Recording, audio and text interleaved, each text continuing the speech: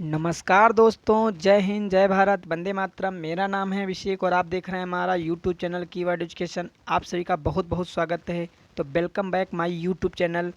दोस्तों, इससे पहले ईवीएस एनसीईआरटी का पहला वीडियो अपलोड कर चुका हूं। अगर आपने वो नहीं देखा है तो ऊपर आई बटन में उसका लिंक मिल जाएगा या नीचे डिस्क्रिप्शन बॉक्स में भी उसका लिंक मिल जाएगा, आप वहाँ पर जाकर देख सकते हैं।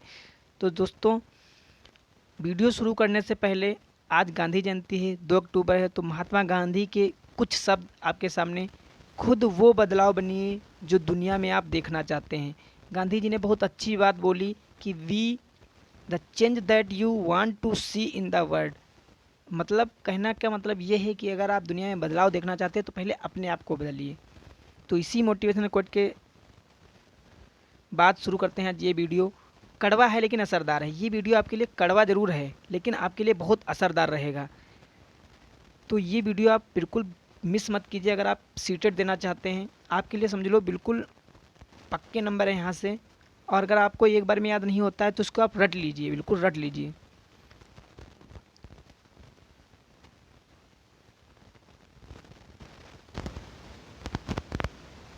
आज का पहला पॉइंट है, नालमड्डा आंध्र प्रदेश में है। यानी नालमड्डा एक शहर है, वो कहाँ पड़ता है तो आंध्र प्रदेश में पड़ता है। उसके बाद दिया है होलगुंडी कर्नाटक में है। यानी जो होलगुंडी है वो कहाँ पड़ता है, कर्नाटक में पड़ता है। तो होलगुंडी से संबंधित आपके एनसीईआरटी में कहानी की गई है, उसी के बारे में इसमें चर्चा की गई है कि भीमा संघ पंचायत होलगुंडी में लगती है। यानी जो भीमा संघ नाम की एक पंचायत है वो कहाँ लगती है तो कर्नाटक के होलगुंडी गाँव में लगती है। और इस पंचायत की सबसे खास बात ये है कि इस पंचायत में बच्चे भी भाग लेते हैं। यानी अपने यहाँ जो पंचायत होती है इसमें सिर्फ बड़े बूढ़े लोग भाग लेते हैं, लेकिन जो भीमा संघ पंचायत है उसमें बच्चे भी पार्टिसिपेट करते हैं। पानी की टंकी को साफ करने के लिए भीमा संघ के बच्चों ने कदम उठाया। तो हुलगुंडी गांव में बहुत पुरानी एक पानी की टंकी थी, उसको साफ करने के लिए काफ़ी गंदगी थी उसमें, तो उसको साफ करने के लिए सबसे पहले किसने कदम उठाया? तो भीमा संघ के जो बच्चे थे उन्होंने कदम उठाया था, इसीलिए इम्पॉर्टेंट है। आगे दिया गया है, बरगद में लटकी हुई शाखाएं जड़ें कहलाती हैं। यानी बरगद में जो शाखाएं लटकी हुई होती हैं वो रियल में ब्रांचेज नहीं होती हैं बल्कि वो जड़ें होती हैं, रूट्स होती हैं। तो ये पॉइंट आपके लिए बहुत इंपॉर्टेंट है, इसको आप स्टार बना के लिख लीजिए। आगे बात करें तो ओक का पेड़ ऑस्ट्रेलिया में पाया जाता है। यानी जो ओक होता है ये एक रेगिस्तानी पौधा है। इससे पहले हमने क्या पढ़ा था, खिजड़ी का पेड़। तो खिजड़ी का पेड़ कहाँ पाया जाता था? रेगिस्तान में वो भी पाया, लेकिन राजस्थान वाले एरिया में पाया जाता था। जो ओक है ये कहाँ पाया जाता है तो ये ऑस्ट्रेलिया वाले रीजन में पाया जाता है।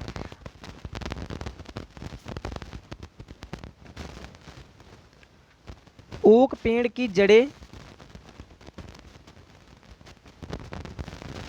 ओक पेड़ की जड़ें पेड़ से 30 गुना, कितने गुना? 30 गुना ज़्यादा गहराई तक जाती हैं। ये पॉइंट आपके लिए बहुत इंपॉर्टेंट है, इसको आप बिल्कुल स्टार बना के लिख लीजिए कि जो ओक पेड़ होता है उसकी जड़ें ज़मीन में पेड़ से लगभग 30 गुना ज़्यादा गहराई तक जाती हैं। यहाँ के लोग इसके तने में पाइप डालकर पानी निकाल लेते हैं। यानी जो ऑस्ट्रेलिया के लोग होते हैं वहाँ पर रेगिस्तानी एरिया ज़्यादा है, वहाँ पर पानी की अगर दिक्कत होती है तो वहाँ के जो स्थानीय निवासी हैं वो ओक के पेड़ में उसके तने में छेद कर लेते हैं, छेद में पतली सी पाइप डाल के उसका पानी निकाल लेते हैं। तो इसके काम में भी आता है। अगला पॉइंट है, बिहू त्यौहार असम में चावल की फसल आने पर 14-15 जनवरी या 1-2 माघ असम कैलेंडर के अनुसार मनाते हैं। अब सबसे पहला पॉइंट यहाँ से ये निकल के आया कि बिहू त्यौहार कहाँ मनाया जाता है। तो बिहू त्यौहार असम में मनाया जाता है। क्यों मनाया जाता है? क्योंकि जब फसल की कटाई होती है, चावल फसल की कटाई होती है तब मनाते हैं। कब मनाते हैं? 14 से 15 जनवरी में मनाते हैं, या असमिया कैलेंडर के अनुसार 1 या 2 माघ को मनाते हैं। आगे बात करें तो भेला घर बांस से बनाया जाता है। यानी जब बिहू त्यौहार मनाया जाता है तो वहाँ पर बांस का भेला घर बनाया जाता है। तो बांस का एक छोटा सा झोपड़ी नुमा घर बनाते हैं, उसे क्या कहते हैं? भेला घर बनाते हैं। तो ये क्या बनाते हैं? असम में और बिहू त्यौहार में बनाते हैं बांस का भेला घर। आगे दिया गया है, मुख्तारपुर गांव आंध्र प्रदेश के पोचमपल्ली कस्बे में था। यानी जो मुख्तारपुर गांव था वो आंध्र प्रदेश में है, ठीक, आंध्र प्रदेश में था, अब है नहीं। और कहाँ था? पोचमपल्ली कस्बे में था, लेकिन अब यह तेलंगाना राज्य में पड़ता है। यानी जो पोचमपल्ली था वो पहले आंध्र प्रदेश में था लेकिन अब तेलंगाना में पड़ता है। आगे बात करें तो यूएई की राजधानी अबू धाबी है। ये क्वेश्चन आपके लिए बहुत इंपॉर्टेंट है। यूएई यानी यूनाइटेड अरब अमीरात, इसकी राजधानी क्या है तो अबू धाबी है। अबू धाबी की मुद्रा जो है वो दिरहम है। अबू धाबी की जो मुद्रा है वो क्या है, दिरहम है। जैसे भारत की राजधानी नई दिल्ली है और भारत की मुद्रा क्या है, रुपया है। ऐसे पाकिस्तान की राजधानी क्या है, इस्लामाबाद है, वहाँ की रुपये पाकिस्तानी रुपया है। ऐसे हर देश की अपनी राजधानी होती है, हर देश की अपनी मुद्रा होती है। तो उसी प्रकार यूएई जो है, यहाँ की राजधानी अबू धाबी है और अबू धाबी की मुद्रा क्या है, दिरहम है। अगला पॉइंट है मलयालम, चाचा को मलयालम में भाषा में चिटप्पन कहते हैं तथा चाची को कुंजमा कहते हैं। ये पॉइंट आपके लिए बहुत इंपॉर्टेंट है, इसको आप स्टार बना के लिख लीजिए कि चाचा को मलयालम भाषा में क्या कहते हैं, चिटप्पन कहते हैं तथा चाची को कुंजमा कहते हैं। अब मलयालम भाषा बोली कहाँ जाती है तो केरल में बोली जाती है। नारियल, केला, जैक फ्रूट, पपीता, बीटल नट आदि केरल में पाए जाते हैं। तो ये पॉइंट भी आपके लिए बहुत इंपॉर्टेंट है कि नारियल, केला, जैक फ्रूट, पपीता, बीटल नट आदि सबसे ज़्यादा कहाँ पाए जाते हैं तो केरल में पैदा होते हैं। आगे दिया है तेज पत्ता, इलायची, काली मिर्च आदि मसाले भी केरल में सबसे ज़्यादा पैदा होते हैं। यानी इसीलिए केरल को मसालों का बगीचा कहा जाता है, क्योंकि यहाँ पर मसाले बहुत ज़्यादा पैदा होते हैं। अबू धाबी में सर्वाधिक खजूर के पेड़ पाए जाते हैं। तो यहाँ से भी क्वेश्चन बनता है कि अबू धाबी में सबसे ज़्यादा फसल किसकी होती है तो खजूर की होती है, क्योंकि यहाँ पर रेगिस्तानी क्षेत्र है, इसलिए यहाँ पर खजूर की फसल सबसे ज़्यादा पैदा होती है। आगे बात करें तो आगे दिया गया है लेफ्टिनेंट कमांडर वहीदा प्रिज्म के बारे में। तो लेफ्टिनेंट कमांडर वहीदा प्रिज्म भारतीय नौसेना में डॉक्टर हैं। तो यहाँ से एक क्वेश्चन पक्का बनता है कि जो वहीदा प्रिज्म है किससे संबंधित है तो ये भारतीय नौसेना में एक डॉक्टर है। ठीक है, आगे दिया है वहीदा प्रिज्म ने परेड का नेतृत्व भी किया था। यानी जो वहीदा प्रिज्म थी वो नौसेना में डॉक्टर थी, उसके साथ उन्होंने परेड में भी भाग लिया था। तो वहीदा प्रिज्म थानमंडी गांव से हैं, जम्मू कश्मीर के राजौरी जिले में पड़ता है। यानी जो वहीदा प्रिज्म है कहाँ से संबंधित है, जम्मू कश्मीर राज्य से संबंधित है, जिला राजौरी और गांव का नाम है थानमंडी गाँव। यहाँ से भी क्वेश्चन पूछा जाता है कि वहीदा प्रिज्म कहाँ से संबंधित है तो पूछ लिया जाएगा उत्तर प्रदेश या आंध्र प्रदेश, तमिलनाडु, केरल या जम्मू कश्मीर, तो आपको पता होना चाहिए कि जम्मू कश्मीर से संबंधित है। आगे दिया गया है परेड में 36 कमांड यानी 36 निर्देश होते हैं। जो परेड होता है, जब परेड में इन्होंने भाग लिया तो इन्होंने पूरी जानकारी दी कि परेड में 36 कमांड होते हैं, दिशा निर्देश होते हैं, इन्हीं के अनुसार हमको सारे कार्य करने होते हैं।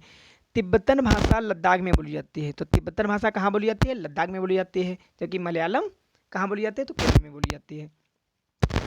और तिब्बतन भाषा को लद्दाख में क्या कहते हैं तो भूती कहते हैं। क्या बोलते हैं, भूती बोलते हैं। भूती भाषा में माँ को आमाले तथा पिता को आबाले कहते हैं। ये पॉइंट आपके लिए बहुत इंपॉर्टेंट है। यानी जो भूती भाषा है इसमें माँ को क्या कहते हैं, आमाले, और पिता को क्या कहते हैं, आबाले। लद्दाख को ठंडा रेगिस्तान भी कहा जाता है। यानी जो लद्दाख है वहाँ पर हमेशा बर्फ जमी रहती है, इसीलिए इसको ठंडा रेगिस्तान भी कहते हैं। आगे बात करें तो चींटियाँ एक प्रकार की गंध के कारण आगे पीछे चलती हैं। तो ये भी इम्पॉर्टेंट है आपके लिए कि चींटियाँ एक कतार में क्यों चलती हैं, तो एक ऐसी गंध छोड़ती रहती हैं, उसी के कारण चींटियाँ एक दूसरे के पीछे चलती रहती हैं, कतार बना लेती हैं। आगे दिया गया है रेशम का कीड़ा कई किलोमीटर दूर से अपनी मादा को पहचान लेता है। ये आपके लिए बहुत इंपॉर्टेंट है कि रेशम का कीड़ा जो होता है वो कई किलोमीटर दूर से अपनी मादा को एक गंध के द्वारा, एक फिरोमेंस के द्वारा पहचान लेता है। आगे दिया है मच्छर की गंध तथा शरीर की गर्मी से पहचान लेते हैं। अब जैसे आप घर में लेटते हो, आपके पड़ोस मच्छर आ जाता है, तो क्यों आ जाते हैं, क्योंकि क्या होता है जो तलवे में एक गंध आती है वो मच्छर पर सूंघ लेते हैं और हमारे शरीर की गर्मी से मच्छर हमको ढूंढ लेते हैं। आगे दिया गया है कुत्ते अपनी क्षेत्र की सीमा अपने मल मूत्र के द्वारा निर्धारित करते हैं।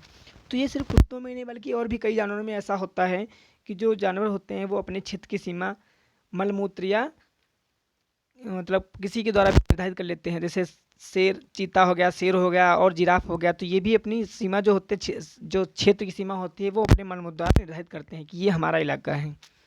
आगे बात करें, पक्षियों की आँखों की पुतलियाँ स्थिर होती हैं, इसलिए ये पूरी गर्दन घूम, यानी जो पक्षी होते हैं, चिड़िया होती हैं, इनकी जो आँखों की पुतलियाँ होती हैं वो घूम नहीं सकती हैं, वो स्थिर रहती हैं, इसलिए ये अपनी पूरी गर्दन इधर उधर घुमाते हैं। एक क्वेश्चन यहाँ से पूछा जाता है, आगे पढ़ाएंगे आपको, कि झटके के साथ अपनी गर्दन घुमाता है, तो मैना अपनी गर्दन झटके के साथ घुमाती है।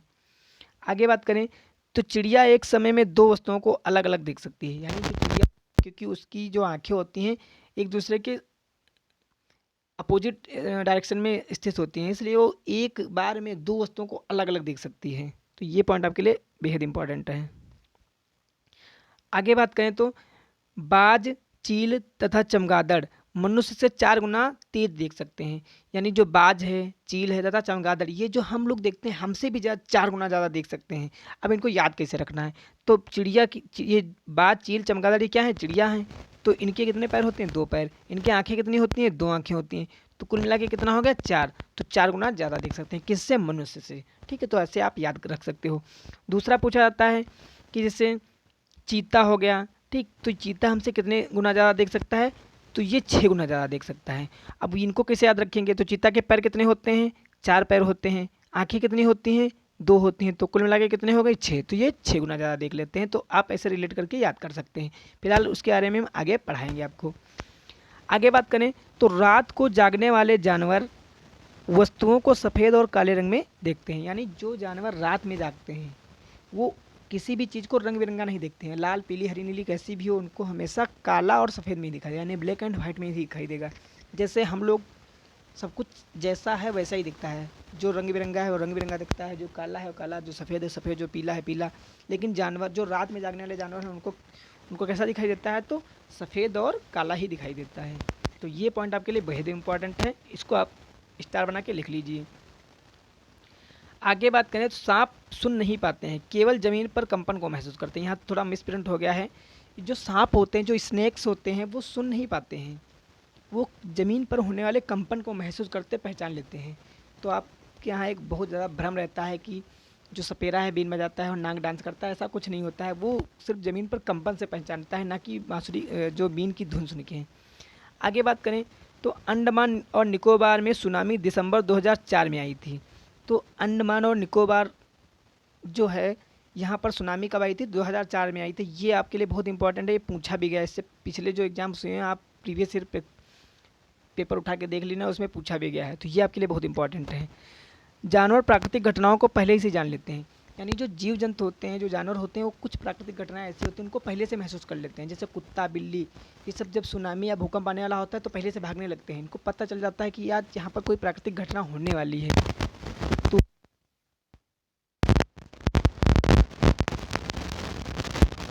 आगे बात करें तो आगे दिया गया है कुछ जानवर हैं उनकी सोने की समय अवधि दी गई है। जैसे छिपकली, तो छिपकली पूरा 1 सीज़न तक सो सकती है। यानी अभी आपके इलाके में गर्मी चल रही है तो देखा होगा छिपकली आपको बहुत ज़्यादा दिखेंगी। जैसे जैसे जाड़े के दिन आएंगे छिपकलियाँ गायब हो जाएंगी, क्योंकि वो शीत निद्रा में चली जाती हैं। इसलिए वो पूरा एक सीजन सोएंगी, उसके बाद फिर वापस आ जाएंगी। जो गाय होती है, गाय एक दिन में लगभग 4 घंटे की होती है। यानी 24 घंटे में कितने घंटे सोती है? 4 घंटे। सांप जैसे पाइथन वगैरह होते हैं तो ये 24 घंटे में 18 घंटे तक सोते हैं। उसके बाद जिराफ, तो जिराफ सिर्फ 2 घंटे सोता है। समझो 24 घंटे में सिर्फ 2 घंटे सोता है, कितना महान प्राणी है ये। उसके बाद बात करें तो बिल्ली लगभग 12 घंटे सोती है। मतलब मनुष्य के बराबर लगभग बिल्ली सोती है। मनुष्य भी लगभग 12 घंटे सोता है। कुछ लोग हैं जो 6 से 8 घंटे सोते हैं, बाकी लगभग सब 12 घंटे ही सोते हैं। फिर आगे बात करें तो हाथी आप पिछले वीडियो में पढ़ा चुके हैं। हाथी 2 से 4 घंटे ही सोता है, जबकि बहुत सारे लोगों के अंदर एक डाउट रहता है कि हाथी का तक सोता है, लेकिन ऐसा नहीं है, वो सिर्फ 2 से 4 घंटे ही सोता है। तो हाथी के बारे में हम पहले डिस्कस कर चुके हैं, तो इसके बारे में हम ज़्यादा चर्चा नहीं करेंगे। तो दोस्तों ये थी आज की वीडियो। उम्मीद करता हूँ आपको पसंद आई। अगर आपको पसंद आई है तो भी देखिए, नहीं पसंद आई तो भी देखिए। अगर आप सीटेट का एग्ज़ाम देना चाहते हैं तो आपके लिए रामबाण है। और इसके आगे आने वाले जितने भी 1 लाइनर क्वेश्चन हैं मैं आपको सारे क्वेश्चन कराऊँगा। और आप हमारे चैनल से जुड़े हैं तो आप वीडियो को लाइक कर दीजिए, अपने दोस्तों को शेयर भी कर दीजिए। और अगर आपने अभी तक सब्सक्राइब नहीं किया है तो सब्सक्राइब भी कर लीजिए। फिर मिलते हैं अगली वीडियो में, तब तक के लिए धन्यवाद।